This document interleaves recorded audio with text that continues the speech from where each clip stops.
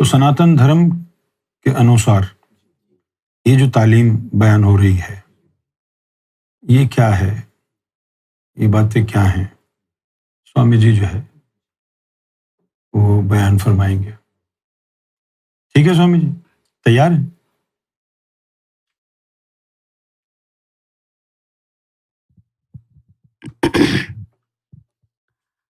उसको 2 पैनाडॉल दे देना।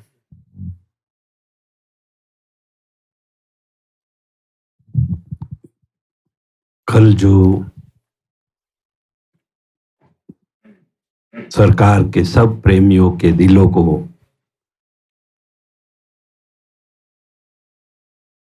आनंद से भर दिया, शक्तियों से भर दिया, ये जो गुफ्तगू कल जो हुई है, तो गुरुजी आपने ही मेरे दिल में ख्याल डाला कि सनातन धर्म को मानने वाले लोगों को इस बात से कैसे समझना है और अपने दिलों में कैसे उसको शक्तियों से भरना है। तो आपके चरणों में रहते हुए विश्व के कोने कोने में और भारत के खास देश में रहने वाले सब सनातनियों को ये बात पहुंचाना चाहते हैं कि सनातन धर्म के शास्त्रों में कल्कि अवतार जो 10वां अवतार होने वाला है, ये बात बताई है और सब स्वीकार भी कर रहे हैं कि हमारा कल्कि अवतार आएगा ऐसा मान रहे। लेकिन मैं एक सनातन धर्म का स्वामी जी होते हुए कल्कि अवतार की गोद में बैठकर अभी बात कर रहा हूं और महान सद्गुरु महाराज यूनुस अलगोर जी के चरणों की शक्ति, आशीर्वाद की शक्ति से ये सत्य आपके पास पहुंचाना चाहता हूं, ताकि हम ये वहम में न रहे कि अभी तो कल्कि अवतार होगा, उसका लाभ कब मिलेगा। अभी वो कल्कि अवतार इस दुनिया में अवतरित हो चुके हैं, उसको 84 साल पूरा हो गया है और इस ज्ञान को भाग्यशाली आत्माएं लाभ ले रहे। तो तड़पती हुई बिलकती हुई आत्मा जो सनातन धर्म में खास करके भारत में जो रह रहे, उसको कैसे समझना है। तो अभी हम चलते हैं कि चारों युग को हम मान रहे। सतयुग में विष्णु भगवान के रूप में एक मैसेंजर बन के आए थे, लेकिन वो विष्णु भगवान को भेजने वाला कौन? विष्णु भगवान को सतयुग में भेजने वाला कौन था, कौन शक्ति था? और विष्णु भगवान को ट्रेनिंग देके, शक्ति देके जो भेजने वाला है, वो ही हमारा कल्कि अवतार होके इस दुनिया में अवतरित हो चुके हैं। ये हमको समझना होगा। तो विष्णु भगवान जब आए थे सतयुग में, तो उन्होंने समुद्र मंथन का एक विचार रखा कि समुद्र मंथन करने से ही अमृत निकलेगा। तो ये समुद्र मंथन लोग समझ नहीं पाए। विष्णु भगवान ने समुद्र मंथन कराया और उसमें से जो ज्ञान रूपी अमृत निकला था, वो तो देवों को देने के लिए पक्षपात का कार्य कर लिया। विष्णु भगवान से भी गलती हो गई थी कि उसने देवों को अमृत दिया, ज्ञान रूपी अमृत दिया, और समुद्र मंथन करने के लिए सामने भी एक पक्ष चाहिए था, वो असुर था, असुर लोगों का ग्रुप था। उसको तो अन्याय कर बैठे विष्णु भगवान। ये हमको यहाँ कल्कि अवतार समझा रहे हैं और विष्णु भगवान ने अभी ये कल्कि अवतार की बारगाह में उन्होंने आवाज निकाली कि मेरी मदद करो, मेरी उम्मत जो है ना गुमराह हो गई है। वो मेरी उम्मत में से आधा तो असुर है जो कह रहे हैं कि हमको अन्याय किया है विष्णु भगवान ने सतयुग में, अमृत ज्ञान रूपी अमृत हमको नहीं पाया है, पिलाया है, केवल देवों को ही पिलाया है। इसलिए वो सतयुग का विष्णु भगवान ने जिस बारगाह में, जिस चरणों में जो आवाज लगाई है, वो ही कल्कि अवतार रूप में आए हैं और वो कह रहे कि ये मेरे प्यारियों सनातन धर्म के लोगों, तुम जो कुंभ के कुंभ का मेला का जो उत्सव मना रहे हो, वो कुंभ का मेला कहाँ है? कहीं नहीं है। वो सदगुरु के मुखार बिंद ही तो कुंभ का मेला है, कुंभ है। अरे वाह! जहां से अमृत, ज्ञान रूपी अमृत निकल रहा है। और विष्णु भगवान ये बरोबर समझा नहीं पा रहे थे, इसलिए कल की अवतार रारियाज गौर साई जी महाराज कह रहे कि तमाम सनातन के लोगों, तुम 4 जगह पे कुंभ के मेले जो कर रहे हो ने, वो समझना है शरीर में। और ये जो हरिद्वार है उत्तराखंड में, अभी वो हरिद्वार दूसरा कोई नहीं है, ये हरि का द्वार है। जहां हरि प्रकट हो रहा है वो मुख है। और वहां ज्ञान की गंगा जब प्रसारित होती है, वहां कोई मिलावट नहीं होती है। इसलिए हरिद्वार में गंगा का जल पवित्र है। ये कुंभ का मेला यहाँ मनाना है। सदगुरु के मुख में जो ज्ञान प्रकट हो रहा है ने, वो कल की अवतार अभी समझा रहे हैं, जो विष्णु भगवान नहीं समझा पाए थे। और फिर आगे चलते हैं कि वही ज्ञान की गंगा जब प्रसारित होती शरीर में, जब हृदय में आती है, तब ये प्रयागराज है, जहां अभी महाकुंभ का मेला हमने मनाया। वहां त्रिवेणी संगम है। वो कल की अवतार समझा रहे कि त्रिवेणी संगम यानी 3 नदियां वहां कैसे इकट्ठी होती है।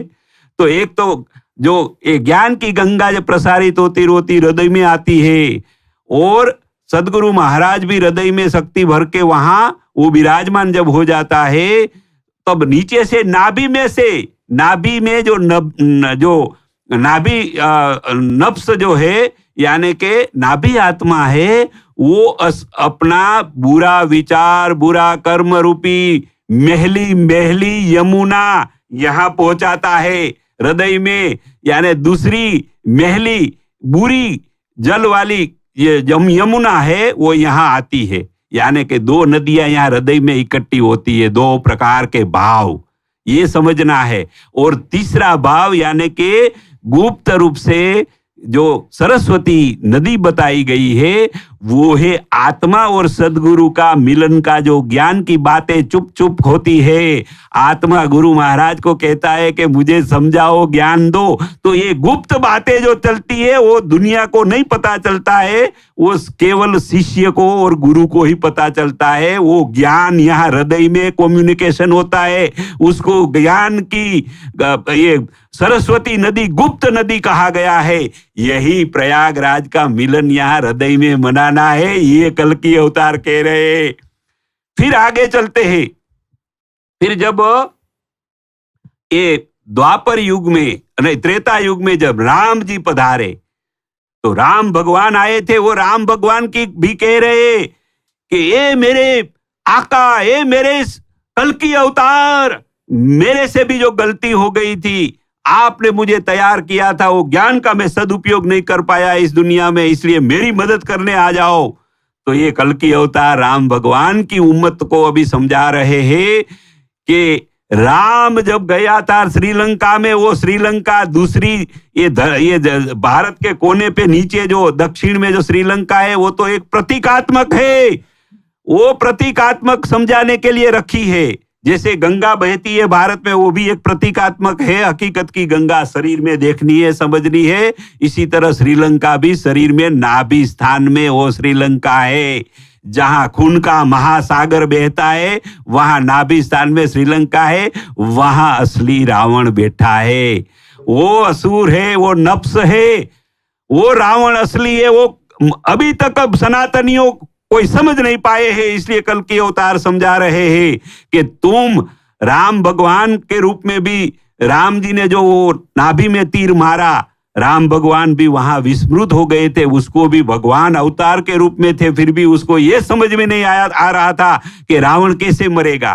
तो विभीषण के रूप में एक सदगुरु महाराज वहां खड़ा हुआ, उसने कहा कि ये नाभि में तीर मारो, तब वो रावण मरेगा। लेकिन ये रावण को सनातनी लोग समझ नहीं पाए, इसलिए पुतला बना के हर साल दशहरे के दिन, नवरात्रि के बाद 10वें दिन ये पुतला जला रहे हैं। तो कल की अवतार कह रहे हैं कि ये मेरे सनातनियों, सच्चा रावण तो तुम्हारे नाभि में बैठा है, वहां तीर मारना होगा, वो तीर होगा नूरी प्रकाशित शक्तियों से तीर मारना होगा, उनके साथ बहाते बहाते वहां तीर मारना होगा। और वो सिखाता है कल की अवतार इमाम मेहंदी रारियाद गौर साई जी महाराज। और ये कह रहे कि मेरे सनातनियों, तुम पुतला जलाते रहोगे तो तुमको कुछ अनुभव नहीं होगा, कुछ प्राप्ति नहीं होगी। आ जाओ कल की अवतार के चरणों में। अभी वो है रारियाज गौर साई जी महाराज अलरा टीवी पे रोजाना ये समझा रहे कि असली रावण क्या है और असली रावण कैसे तुम्हारे चरणों में आएगा, नष्ट होगा। और उसको नष्ट करना नहीं है, उसको मित्र बनाना है। निराली तालीम समझा रहे, रावण को नष्ट नहीं करो, उसको मित्र बना के तुम्हारे सत्कार्यों में लगा दो। ये कल की अवतार समझा रहे हैं।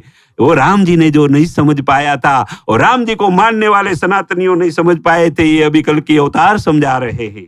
अभी आते हैं द्वापर युग में कृष्ण भगवान, जिसको हम पूर्ण अवतार और सर्वावतारी कह रहे, उसमें कोई कमी नहीं है ऐसे कह रहे। लेकिन कल की अवतार की बारगाह में कृष्ण भगवान पुकार रहे हैं कि मुझे तैयार करके भेजने वाला है मेरे आका, है मेरे रारियाज गौर साई जी महाराज। कल की अवतार मेरे से भी कुछ काम नहीं हो पाया था, जो आप करो मेरी उम्मती गुमराह हो गई है।